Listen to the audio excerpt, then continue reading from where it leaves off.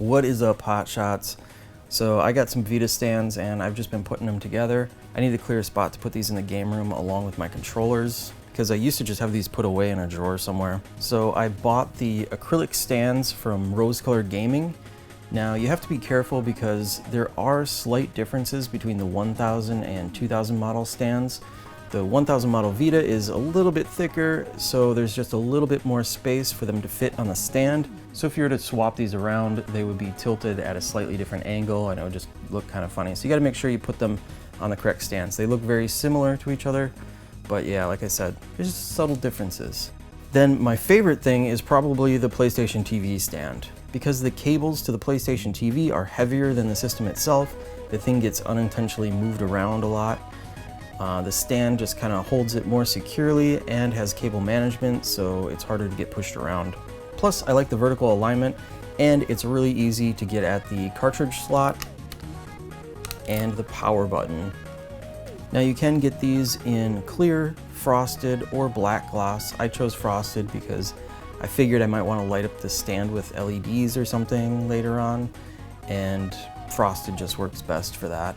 I really like the PlayStation Vita and PlayStation TV engravings on them too. I think that's a nice touch.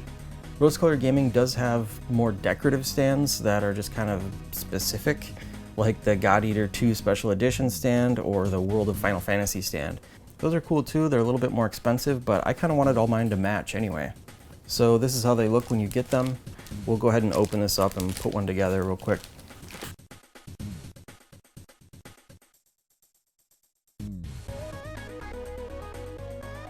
So some of these came with some spare pieces. I'm not sure if they always do that or just, I don't know, it seemed like maybe half of them came with extra pieces. All right, so we just want to peel off the backing. It's a little bit difficult to get it with your fingernail, and I don't even know what you're supposed to do if you don't have fingernails, like if you bit your fingernails down. I have no idea, because like I don't even want to use a knife on this because I don't want to scratch it. But once we get the backing off, all you do is just squeeze them together. Very simple.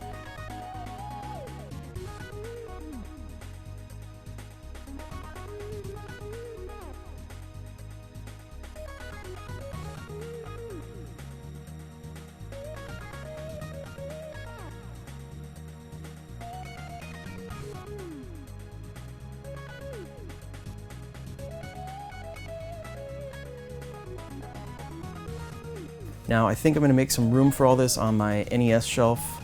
Before I started YouTube, I thought I wanted to collect every North American NES game, so I built a shelf that would fit them all.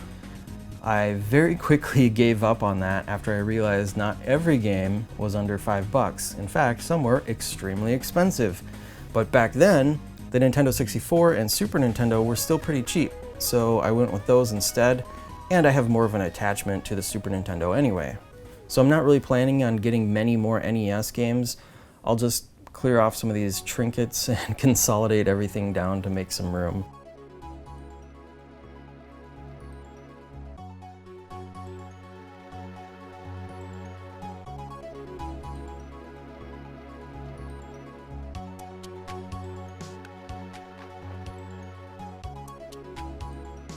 Alright, so that's already starting to look a lot better over there. Anyway, I'm excited to find out more details on the pricing of the PlayStation 5.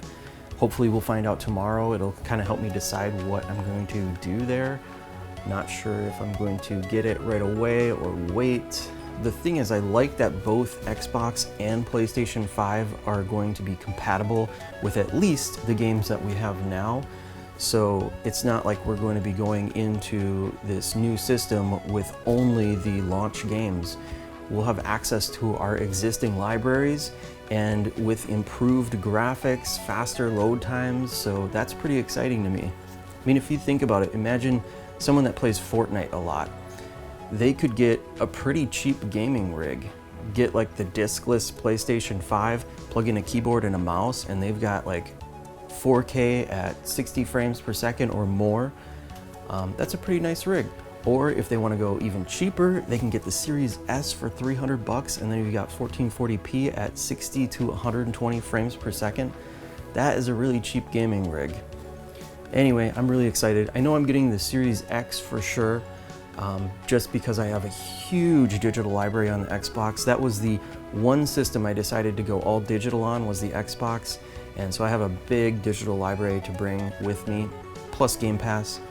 So usually any multi-platform games I'm playing on the Xbox. All right guys, well let me know your thoughts on next gen.